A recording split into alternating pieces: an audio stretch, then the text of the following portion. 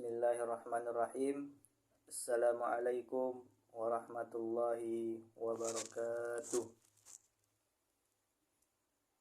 Alhamdulillahi rabbil alamin. Wassalatu wassalamu ala asyrafil anbiya'i wal mursalin wa ala alihi wa sahbihi ajma'in. Pertama dan yang paling utama, marilah kita panjatkan rasa puji syukur kita atas kehadiran Allah Subhanahu wa taala, yang mana Allah Subhanahu wa taala masih senantiasa memberikan kepada kita semua begitu banyak nikmat, di antaranya seperti nikmat kesehatan, nikmat kesempatan, dan juga nikmat waktu luang, sehingga kita semua masih bisa hidup, masih bisa merasakan indahnya dunia ini, dan juga masih bisa beribadah kepada Allah Subhanahu wa taala. Kemudian sholawat dan salam tak lupa pula kita semoga selalu tercurahkan kepada uswatun hasanah, kepada Habibullah, kekasih Allah, yakninya Nabi Muhammad sallallahu alaihi wasallam. Baik, langsung saja. Perkenalkan, nama saya Muhammad Fatih, NIM 21140200125. Saya akan menafsirkan dan menjelaskan Quran Surah Al-Baqarah, yakninya ayat kursi. Baik, sebelum saya menafsirkannya, saya akan membacakannya terlebih dahulu. A'udzu billahi minasy syaithanir rajim. Bismillahirrahmanirrahim. Allahu la ilaha illa huwal hayyul qayyum. La ta'khudhuhu sinatun wa la nawm. Lahu ma fis samawati wa ma fil ardh. Man dzalladzi yashfa'u 'indahu illa bi'idhnihi. Ya'lamu ma baina aydihim wa ma khalfahum. Wa la yuhituna bi syai'in min 'ilmihi illa bima syaa'. Wasi'a kursiyyuhu as-samawati wal ardh wa la ya'uduhu hifdhuhuma wa huwal 'aliyyul 'azim. Shadaqallahul 'azim. Yang artinya, Allah tidak ada Tuhan yang berhak disembah melainkan Dia yang hidup kekal lagi terus-menerus mengurus makhluknya. Dia tidak mengantuk dan tidak pula tidur. Kepunyaannya apa yang di langit dan di bumi, tiada yang dapat memberi syafaat di sisi Allah tanpa izinnya.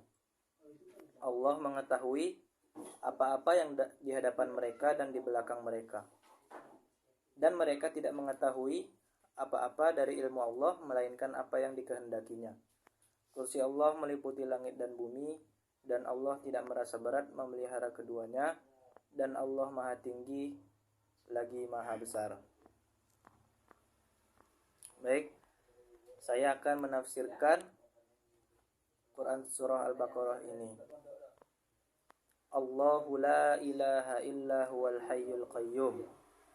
Allah, tidak ada sesembahan yang berhak disembah selain Dia yang hidup kekal serta terus-menerus mengurus makhluknya.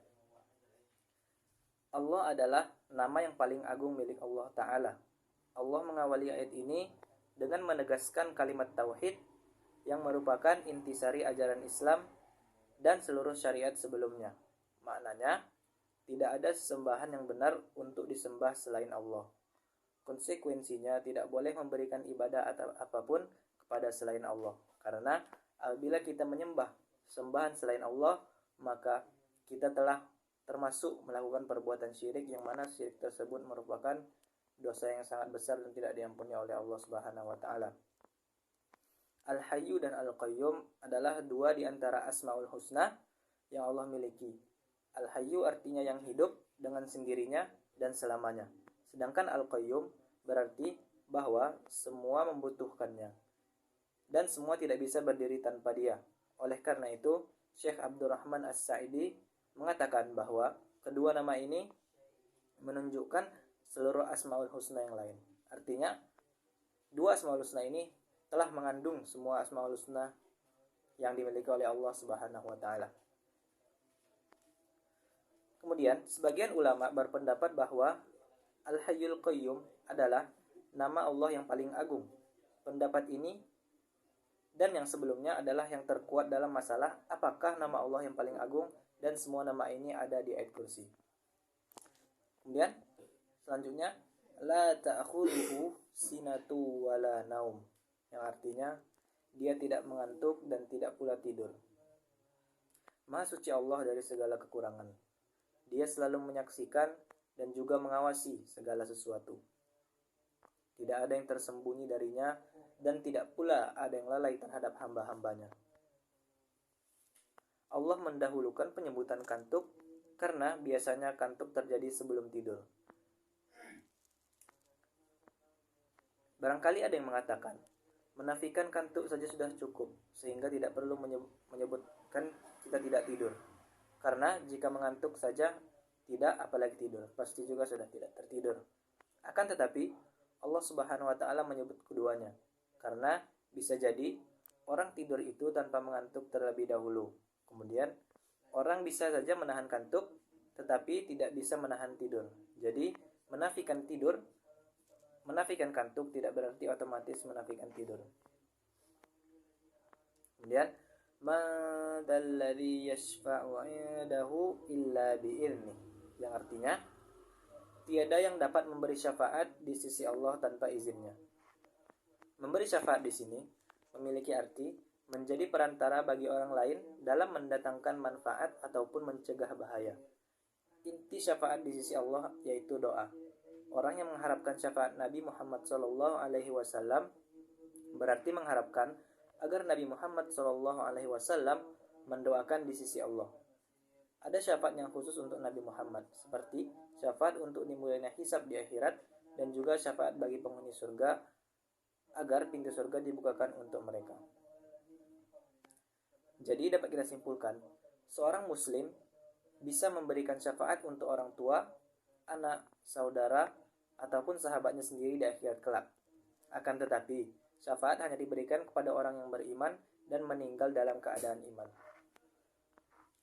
Adapun syafaat di sini memiliki syarat-syarat agar orang bisa mendapatkan syafaat tersebut. Yang pertama, dengan izin Allah, sudah pasti dengan izin Allah, yaitu untuk orang-orang yang memberi syafaat. Kemudian yang kedua, dengan ridha Allah untuk orang yang diberi syafaat.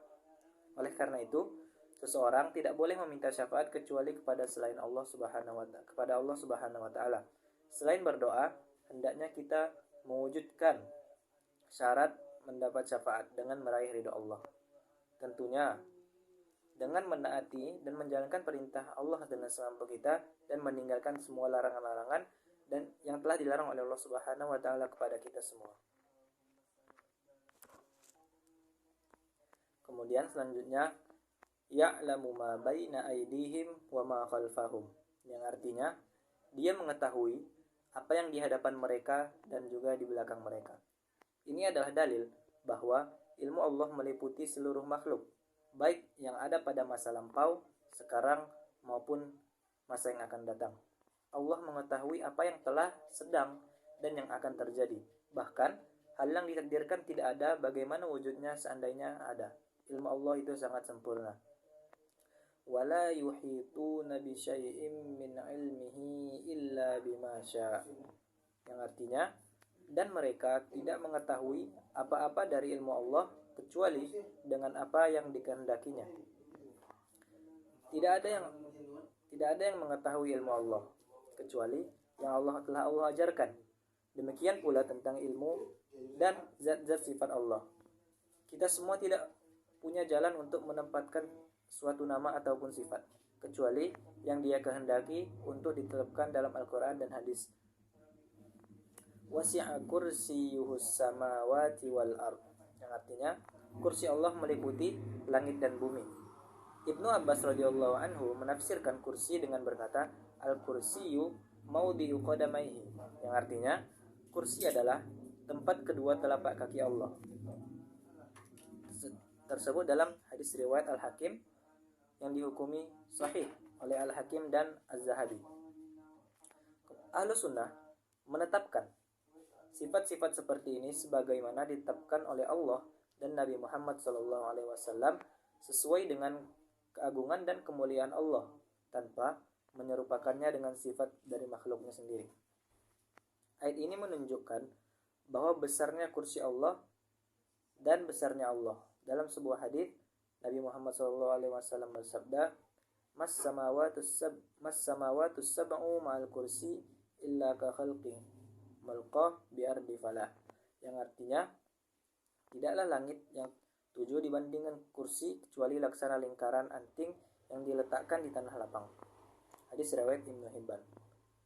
Kemudian wala ya'uduhu hifzuhuma, yang artinya dan Allah tidak berarti pemeliharaan keduanya.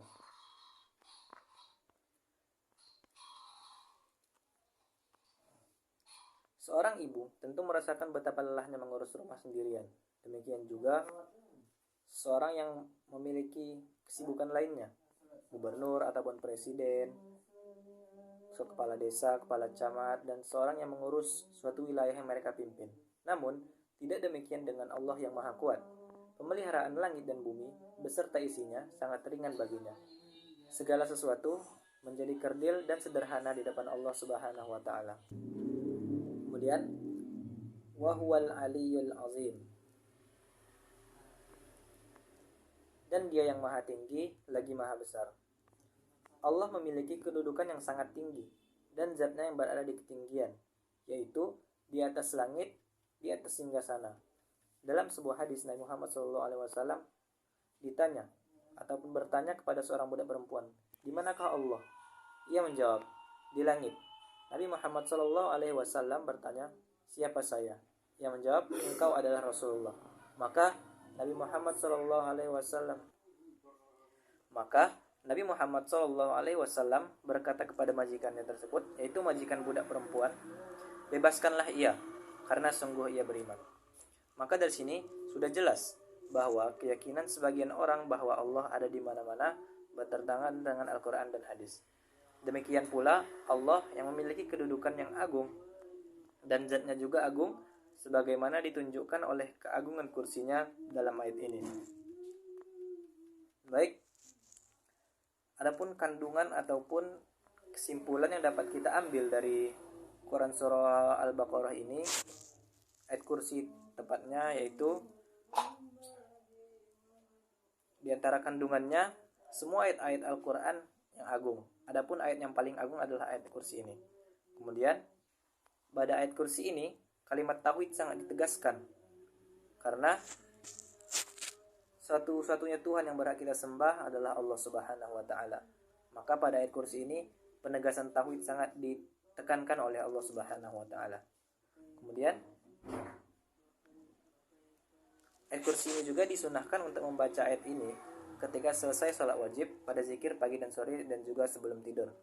Kemudian semua bentuk kekurangan harus dinafikan dari Allah Subhanahu wa taala. Sebagaimana telah kita ketahui, Allah Subhanahu wa taala Maha sempurna, maka semua bentuk kekurangan harus kita nafikan, harus kita hilangkan dari Allah Subhanahu wa taala.